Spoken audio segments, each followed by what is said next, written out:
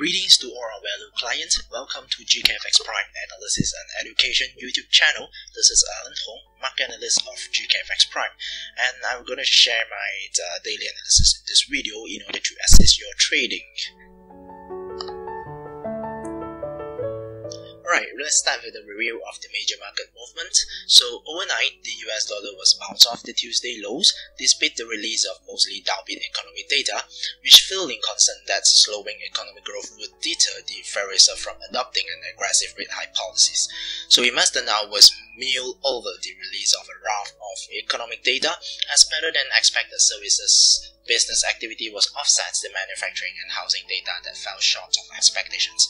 So according to IHS Market Flash, the US Manufacturing Purchasing Manager Index fell to its lowest levels in 8 months with a reading of 52.5, while its services PMI soared to a 4-month high with a reading of 54, which was above the economist's forecast.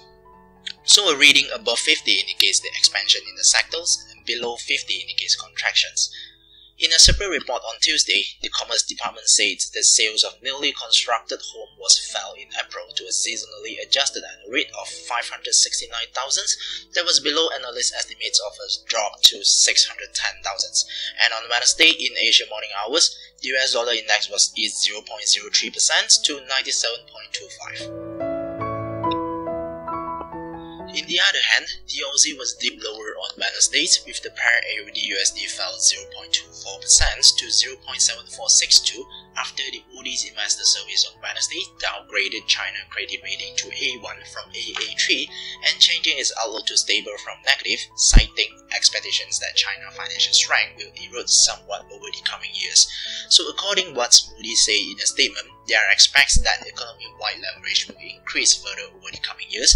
The planned reform program is likely to slow but not prevent the rise in leverage, and the importance the authorities attach to maintaining robust growth will result in sustained policy stimulus given the growing structural impediments to achieving current growth targets. Such stimulus will contribute to rising debt across the economy as a whole.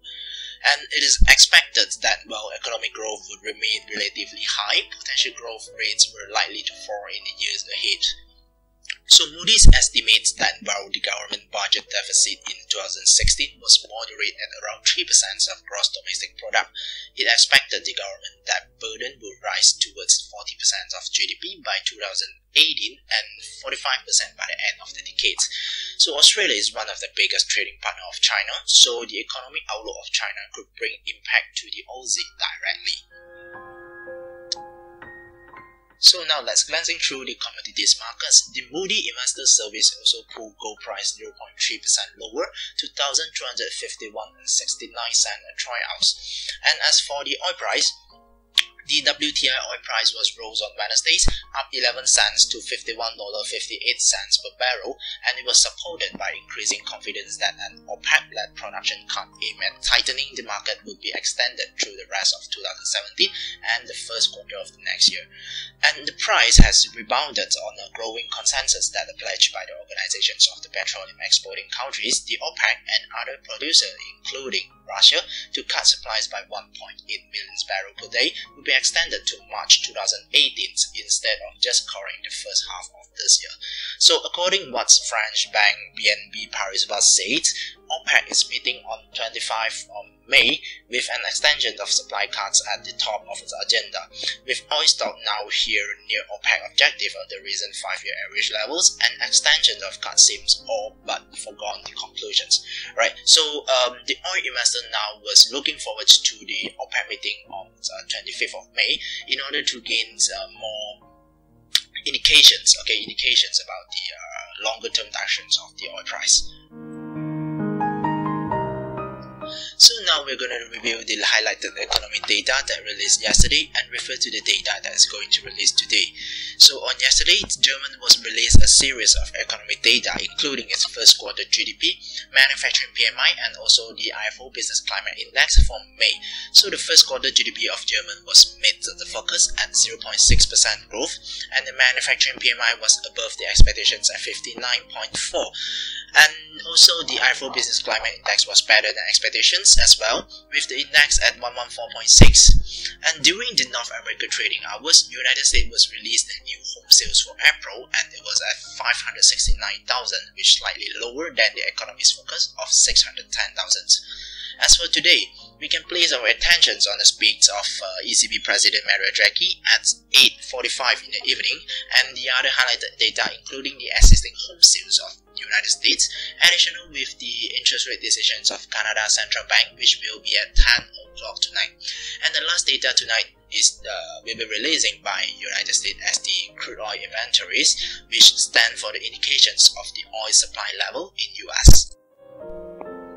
And now, let's check out the technical analysis of the 7 major currency pairs. And the first instruments, we are looking at the Euro-USD in 4-hourly chart. So the pair Euro-USD was retraced from the recent high of 1.1267 of resistance levels. So referring to the MACD, the both movement line is pointing downward now, and the momentum is at the level below of 0. So which means that currently the pair is actually experiencing a retracement period, okay, and heading towards the support level of 1.110.2 of support level, okay. So it is expected to be traded in the range of between 1.1267 and 1.1102 for a short term, okay. And for longer term direction, it is still suggested to move further higher after the price close above 1.1267, right? And the support level we can look at 1.1102. Okay, so after the price close above 1.1267, then we can aim for the next targets at the resistance level of 1.1370. Alright. And the next instrument is the GBP-USD pair, and we have the 1-hourly chart here. So the GBP-USD was recently was trading flat, and currently the price was hovering below the resistance level of 1.2998. Okay, so as the price was traded above the 200 moving average line, which is the red color lines at the bottom there, okay, so it is considered as an uptrend, and referring to the MACD, the both movement line is pointing upward now, and the momentum is at the levels above 0, which means in short to medium term, GBP-USD pair is expected and suggested to move further higher after the price close above 1.2998 of resistance level. Then we can aim for the next target at 1.3046 as the previous high which hit previously. Okay, so support level we can refer back to 1.2969. So now glancing through the Asian markets, as for the New Zealand dollar and US dollar pair in 1-hourly charts, we can see that the price was rebound from the recent low, and currently it was closed above the resistance level of 0.7006. So it is suggested to move further higher towards the previous high at the resistance level of 0.7045. So referring to the MACD, the both movement line is changing its directions, and the downward momentum is decreasing as well. So this signals for the pair to move further higher in short to medium terms, and as well as the longer term direction is still suggested to pointing upwards, which is supported by the price which is traded above the 200 moving average lines, okay, which is the red color line in the charts, right? So after the price close above 0.7045 of resistance level, then it is expected to continue its uptrend for longer term. As for the Aussie, the AUD-USD pair was rebound after it fell sharply to the support level of 0.7443, and currently the price was hovering below the resistance level of 0.7471. So referring to the MACD, the both movement line now is changing its directions to pointing downward now, and the downward momentum is seems like quite weak, okay, so which means in short term it is expected to be traded flat between the range, probably between the range of 0.7471 and 0.7443. Alright.